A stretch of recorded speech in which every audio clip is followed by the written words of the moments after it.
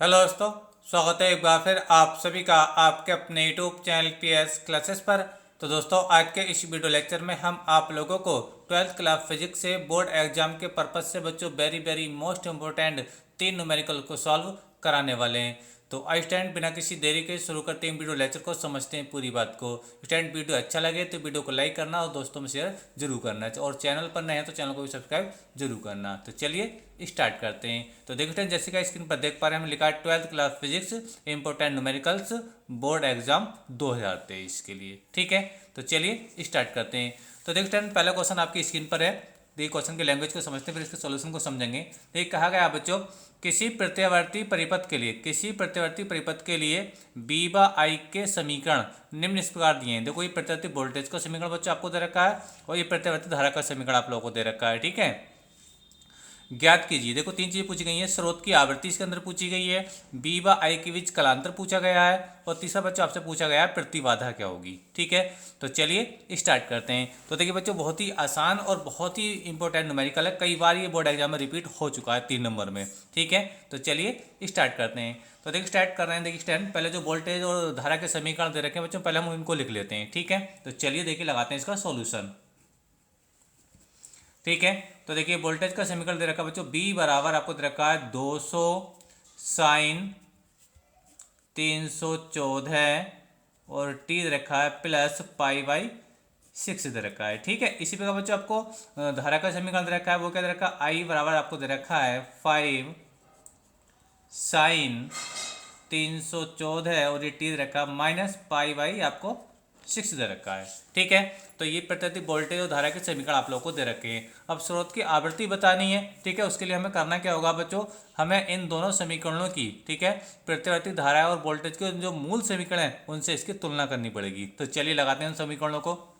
जो समीकरण होता है बच्चों प्रत्यावर्ती वोल्टेज का, बी बराबर होता है बच्चों B naught sine omega T plus 5 होता है। ठीक है, समझ में आप लोगों को मेरी बात। तो पहली समीकरण है, इसको मैं 5 1 क्या नाम दे रहा हूँ। इसी प्रकार बच्चों हम प्रत्यावर्ती धारा का जब समीकरण लगाएंगे, ये होता है आई बराबर होता है बच्चों आई नॉट, ठीक है, और ये साइन ब्रैकेट में होता है बच्चों ओमेगा टी प्लस 5। तो ये 5 2 कर देता हूँ। जब 5 1 और 5 2 जो बच्चों वी और आई के बीच में क्या है, ये कलांतर है। ठीक है, अच्छा, अब देखिए कंपेयर करके बच्चों हम देखें तो यहाँ से देख पाएंगे वी नोट का मान मिल रहा है, वी नोट इजिकल टू में बच्चों कितना मिल रहा है, 200 मिल रहा है। कितना बच्चों 200 मिल रहा है। अच्छा देखो, टी की जगह तो टी आ रहा है, लेकिन ओमेगा की जगह कितना बनना है बच्चों, ओमेगा बराबर आपको मिल रहा है, ओमेगा आपको मिल रहा है बच्चों 314 मिल रहा है।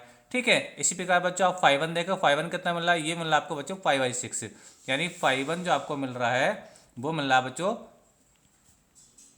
मिला पाई/6 मिल रहा है। ठीक है, अच्छा इसी प्रकार बच्चों हम यहाँ से देखिए आई नोट का वैल्यू निकाल सकते हैं। तो आई नोट की देखिए कंपेयर कर रहे हैं ना, तो आई नोट की जगह कितना आ रहा है, 5 आ रहा है। देखो साइन की जगह तो साइन है, तो आई नोट बराबर कितना आ रहा है बच्चों, ये आपका 5 आ रहा है। ठीक है, इसके बाद देखो ओमेगा का मान तो दोनों में सेम आ रहा है।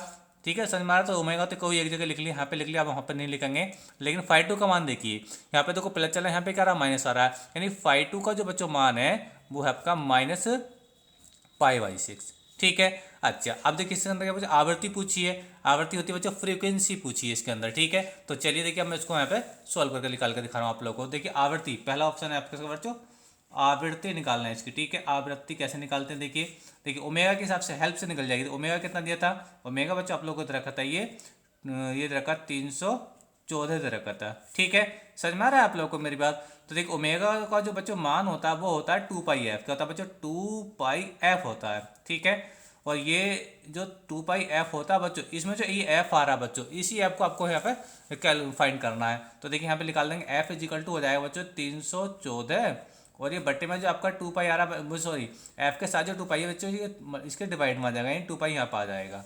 ठीक है, आगे देखिए, आगे जब इसको सॉल्व करेंगे बच्चों तो ये बनेगा, देखो 314, और देखिए क्या बच्चों ये आपका 2 और पाई, पाई का मान कितना होता है बच्चों 3.14 होता है। ठीक है, अच्छा देखिए यहाँ पे देखो 0.2 के बाद आ रहा है, तो मैं यहाँ पे 2 जीरो बढ़ा लेता हूँ। तो मान लीजिए 2 जीरो बच्चों मैंने ऐसे बढ़ा दिए। ठीक है, अब देखिए यहाँ पे 314 से 314 बच्चे कट हो जाएगा पूरी तरीके से, और 2 से ये बच्चे ये कट जाएगा, तो ये कितना आएगा बच्चे, ये 50 आएगा। कितना आएगा 50, 2 से जब 100 को काटोगे आप। ठीक है, तो ये एफ बराबर कितना आएगा बच्चे, 50 हर्ट्ज आ गया। यानी प्रतिवर्ती धारा की जो आवृत्ति है वो कितनी होगी बच्चों, 50 हर्ट्स होगी। ठीक है, समझ में आ रहा आप लोगों को। तो ये बच्चों आपने एफ का वैल्यू कैलकुलेट किया। ठीक है, फिर आगे बच्चों हमसे पूछा है कि बी और आई के बीच में कलांतर कितना है, बी और आई के बीच में कलांतर कितना है। चलिए हमें इसको यहाँ पे निकाल देते हैं।